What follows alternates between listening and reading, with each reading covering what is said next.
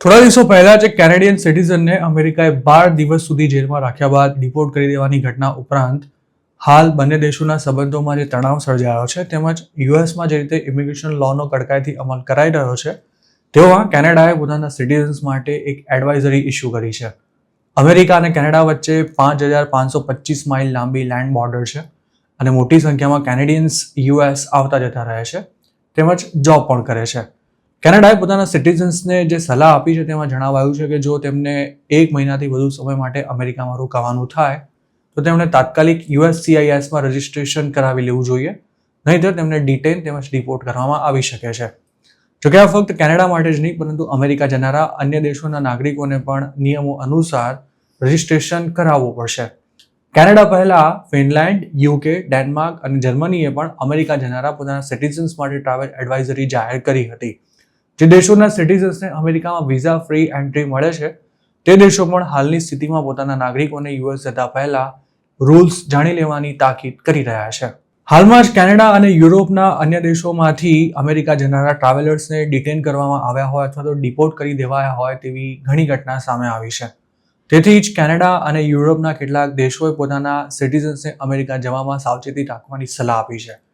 કેનેડાએ તેના સિટીઝન્સને અમેરિકાના ઇમિગ્રેશન સહિતના નિયમોનું પાલન કરવાની તાકીદ કરી છે અને તેમાં જો કોઈ ચૂક થાય તો તેમને ગંભીર મુશ્કેલીમાં મુકાવવું પડશે તેવી પણ ચેતવણી આપી છે.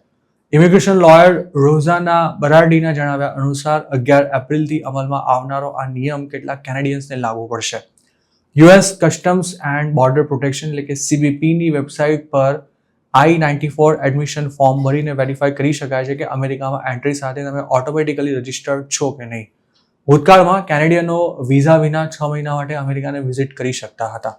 જોકે ફેડરલ ગવર્મેન્ટના જણાવ્યા પ્રમાણે એન્ટ્રી સમયે ટ્રાવેલર કેટલો સમય અમેરિકામાં રહેવાનો ઈરાદો ધરાવે છે તે જાહેર કરવું પડતું હતું. હજારો કેનેડિયન્સ દર વર્ષે અમેરિકા જતા હોય છે જેના કારણે અમેરિકન ટુરિઝમને પણ ઘણો ફાયદો થાય છે. કેનેડિયન ટુરિસ્ટ અમેરિકાની ઇકોનોમીમાં દર વર્ષે $20 બિલિયન જેટલું પ્રદાન આપે છે. ટ્રમ્પે ઇમિગ્રેશનના નિયમો કડક બનાવ્યા હોવાને કારણે અમેરિકા ફરવા જનારા કેનેડિયન્સની સંખ્યામાં પણ જંગી ઘટાડો નોંધાયો છે. હાલમાં એક રિપોર્ટ સામે આવ્યો હતો જેમાં જણાવાયું હતું કે કેનેડિયન એરલાઇન્સે યુએસ જતી ફ્લાઇટ્સમાં મોટો કાપ મૂક્યો છે. એક અંદાજ પ્રમાણે નવી એડવાઇઝરીથી આ વર્ષે 2 મિલિયનથી ઓછા કેનેડિયન્સ યુએસ ટ્રાવેલ કરશે, જેના કારણે અમેરિકાને $2.1 બિલિયન જેટલું નુકસાન થઈ શકે છે અને કેનેડિયન ટુરિસ્ટ પર આધાર રાખતી એરલાઇન્સ, હોટેલ્સ, રેસ્ટોરાં અને રિટેલ ઇન્ડસ્ટ્રીમાં કુલ મળીને 14,000 જેટલી જોબ્સ પણ પ્રભાવિત થઈ શકે છે. અમેરિકાના ટુરિઝમમાં કેનેડિયનનો હિસ્સો ઘણો નોંધપાત્ર છે અને ઇમિગ્રેશનના સખ્ત નિયમોને કારણે ઇન્ટરનેશનલ ટ્રાવેલર્સ સાથે સંબંધિત બિઝનેસીસને અસર થઈ રહી છે. હાલમાં ટ્રાવેલ બુકિંગ કેન્સલ થવાનું પ્રમાણ પણ વધી રહ્યું છે.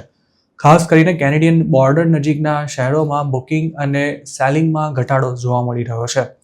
ડોનાલ્ડ ટ્રમ્પ કેનેડાને અમેરિકાનું 51મું સ્ટેટ બનાવવા માંગે છે.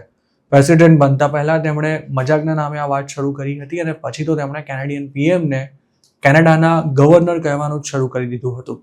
જોકે કેનેડાના નવા PM માર્ક કાર્નીએ પણ ટ્રમ્પ સામે બાયો ચઢાવતા તેમની સામે ઘૂંટણીએ પડવાનો સ્પષ્ટ ઇનકાર કરી દીધો છે. અમેરિકાએ કેનેડાથી આવતી ઘણી વસ્તુઓ પર ટેરિફ પણ ઝીંક્યો છે, જેની સામે હવે કેનેડા પણ જવાબી કાર્યવાહી કરવાની તૈયારી કરી રહ્યું છે.